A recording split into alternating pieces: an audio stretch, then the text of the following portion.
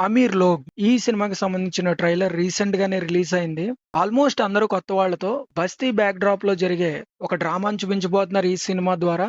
Never experienced అని చెప్పి trailer లో మెన్షన్ చేశారు. అంటే బస్తీ బ్యాక్ డ్రాప్ లో ఇలాంటి సినిమా ఇంతవరకు చూసుండరు అని చెప్పి ట్రైలర్ లో మెన్షన్ చేశారు. చాలా కాన్ఫిడెంట్ గా ఉన్నట్టు అనిపిస్తుంది టీము. అండ్ ట్రైలర్ కట్ కూడా చాలా బాగుంది. కెమెరా వర్క్ గానీ, మ్యూజిక్ గానీ ఆ ఎన్విరాన్మెంట్ కి తగ్గట్టు ఉన్నాయి.